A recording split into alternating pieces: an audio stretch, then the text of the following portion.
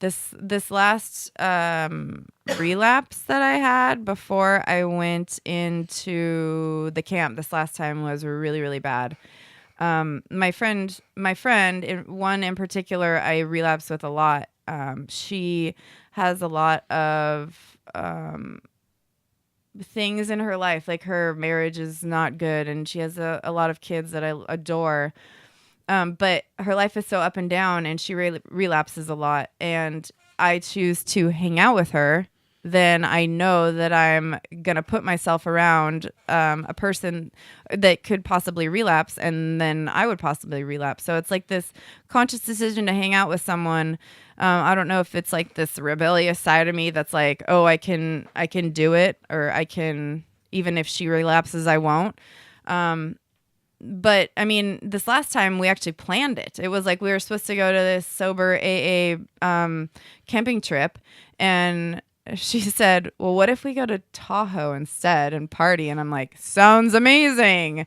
Let's get a half an ounce of cocaine. Perfect. And we'll just wait. We'll just keep it until we go to Tahoe." Yeah, freaking right. We did not keep it. We got it, and we're like, we got to try it. And then, of course, we start doing it. So it's just absolutely crazy. The idea is like, oh, and we thought like, no one will know. We'll go to Tahoe and we'll just do this, and we'll not tell anybody. Like zero. We won't tell our sponsors. We won't tell IOP. We won't tell her husband. We'll just go, and no one will know. And like, how does that even like, why do we think that? Because every single time I've relapsed in the past, like everybody knows, because you stop calling people and then they get worried about you. And one time my friend came over. Oh, okay, one sec. One time my friend came over. I had relapsed, and she came over, and we were trying to, me and this other friend I speak of, we were trying to not to be around anyone. So we had all the blinds shut, the door locked, but we had the side door open for my dog to go out. Well, this particular friend comes over, that's my sponsor's other sponsee, and she goes around this, she knocks on the door, and we're like hiding in the bedroom because we don't want to answer the door. So it's tweakers, like being ridiculous. So she comes around the side of the house, goes in the side door, and without me even knowing it, she's like at my bedroom door, and she's like, "Heather," and I'm like cutting up a line on the bed, and I look up, and I'm like, "Oh my gosh," and I just start crying because I'm like, "Okay, I'm caught," and like, frankly, I don't want to be doing this anyways right now. This is not fun, and so she ends up staying there all night.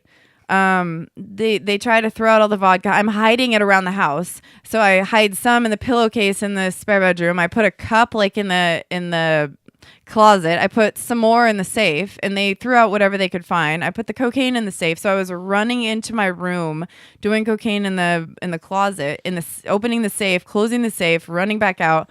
I mean, it was just freaking crazy. So that was one of the times. And then this last time was we ended up going camping. And my sponsor's other sponsee, my sponsee's sister, I guess you'd call it. She was with me, and she goes, and it was just her and I. And I was doing the cocaine by myself, and my other friend who I got it with, she was doing it by herself. So I go up camping with my sponsee's sister, and I'm using cocaine, and she doesn't know. I don't think she knows. And then all of a sudden we get there, and she's like, "You're using drugs." And I'm like, "Okay, yeah, I'm using drugs." And she's like, "I knew it, because you keep taking your purse every time you go to the bathroom." I'm like, "Whatever. Okay, I'm using drugs. What do you want me to say? Like, get over it." And I'm so annoyed at this point, because I'm like, part of me is embarrassed, but it's coming out as just annoyance. Because I don't really want to put someone else in a situation like that that's tempting them or anything.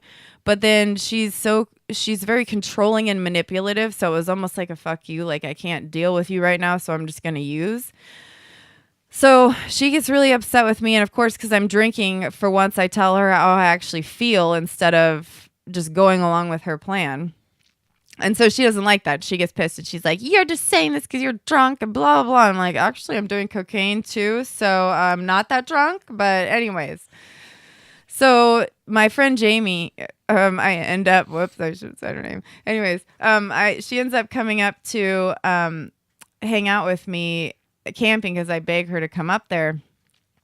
And she, so her and I, and my sponsee sister takes the vodka away from me out of my car and gives it to my other friend. Like, okay, here, hello, she's an alcoholic too. Like, what are you doing?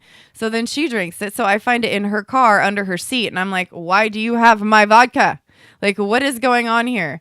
So then I think I lost like $500 of the cocaine. I think I lost it, but I'm like, I don't lose that. Like, I keep it super close to me when I have it. Like, I do it and then I'm like, okay, this is like gold here. So ridiculous. But that's the way I normally operate when I have it. So I'm thinking, there's no way I could have lost it. So my sponsee sister gets upset with us because we're doing cocaine and drinking and she wants to leave. So she takes my car and she takes most of the camping stuff and she leaves us. And we have my friend's 2-year-old with us. Oh my God, which is and my lovely dog Bentley, who's like my baby. So we're driving around because now we're out of vodka and we need more. Well, we're in the sticks and they don't have hard alcohol anywhere. They only have beer. And so we're like, what the heck? We need hard alcohol. And they're like, oh, it's like an hour that way. We're like, that's fine. We'll go.